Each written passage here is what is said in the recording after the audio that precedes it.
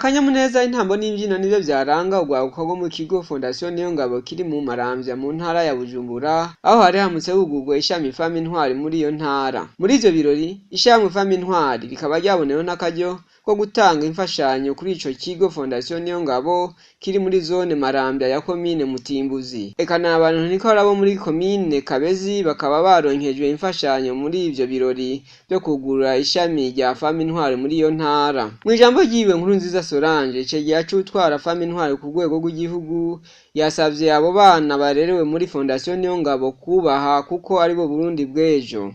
Namwe bibondo turabasavye mwe muri giti muri amashami mwubahiye imizi bareze mubumvire kuko mwebwe muracashashaye gushurika.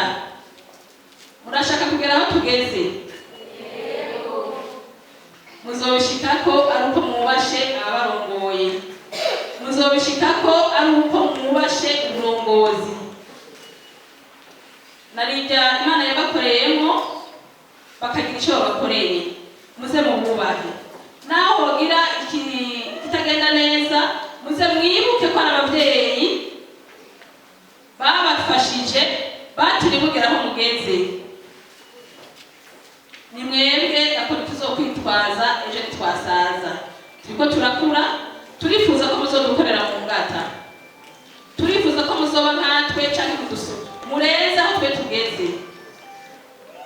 Ivyo rero ntubishikako iyo wifashe nabi, ntubishikako utubashe, ntubishikako utize.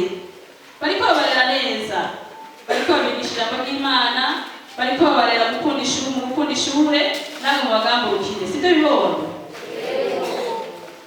Mwerekane ingeso nziza aho muciye n'aho mugera kugira ngo n'abandi bababonereho akarorero.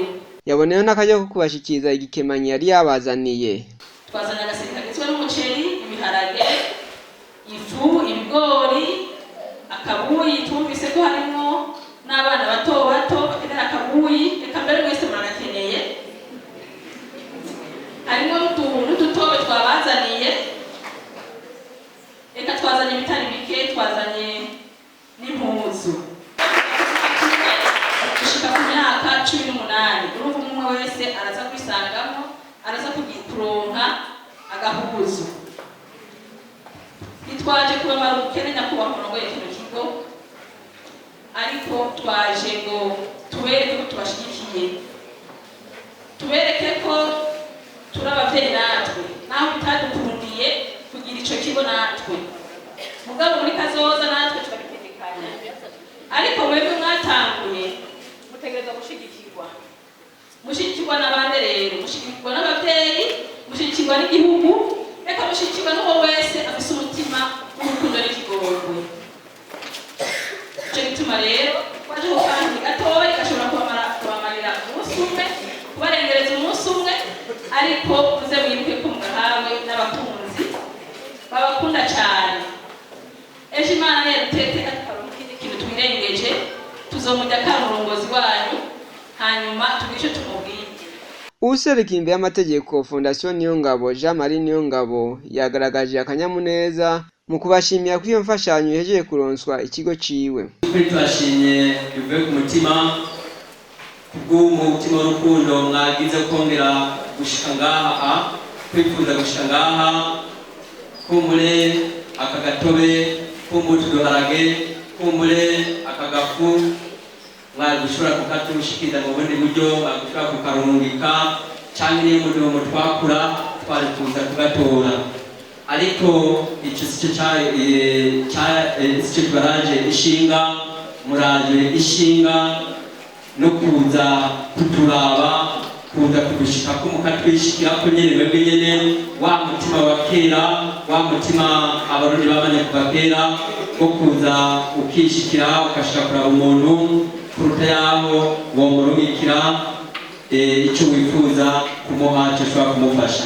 Aba bana n'abana bashitse ngaha mu buryo budasanzwe, n'abana abenshi babuze abavyeyi, n'abana bari mw'ibarabara, n'abana bitashoboka ko babandanya biga, n'abana bamwe bari barahungiye hirya no hino hariho n'abari baragiye mu makambi y'igisoda kubera bitashoboka ko abandanya baba mw'ibarabara. Aha novuga nk'abanyamwema baba batinya yuko bashobora kubagira nabi abizera ibintazi. N'abana bava mu ntara zigize igihugu cy'u Burundi. Rero uwo mutima muri kumatwereka twagomba muze mubereke n'abandi, ari nacyo gituma twagomba kubipfuriza kururanirwa muri uwo mugambi muriko murarangura wo gukwiragiza amashami ya Femme Intwari, Association Femme Intwari mu gihugu cyose. Eka mbere ntihabe muri no ntara yonyene, ahubwo Femme Intwari zo tuyumve mu ntara zose z'igihugu, mu makomine yose agize igihugu cy'u Burundi, mu mazone yose, eka mbere no ku mitumba yose igize igihugu cy'u Burundi, kugira ngo iri tarama cyane y'urukundo yongere kuba ku mitumba yose, kugira ngo ejo ntihaze haboneke umwana ashobora kureka kwiga, umwana ashobora kugira ibibazo akabura umuntu amushikako ashobora kumuramira akamuha amazi cyangwa akamuha amata kumbure mama wiwe atakiriho ngo ashobore kumwosa.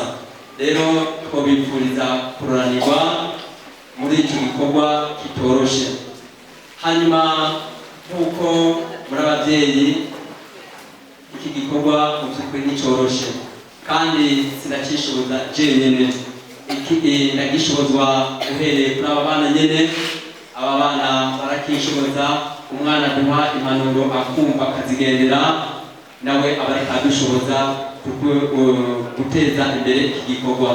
Namwe nyene n'ababyeyi nk'uko namwe mwamure ko badufasha guteza imbere iki gikorwa, cyane cyane ko atari igikorwa kiraba umuntu, ari igikorwa kiraba umurundi wese, kugira ngo dufashanye twese tugarukane wa muco wa kera wo gufashanya kugira ngo ejo ntihasubire kuba umwana abura kwiga kubera byamugoye mu kibano yabuze umuntu ari bumufashe. Mwomenya ko haciye hashingwa ishami ry'iryo shirahamwe Femme Intwari mu ntara ya Bujumbura.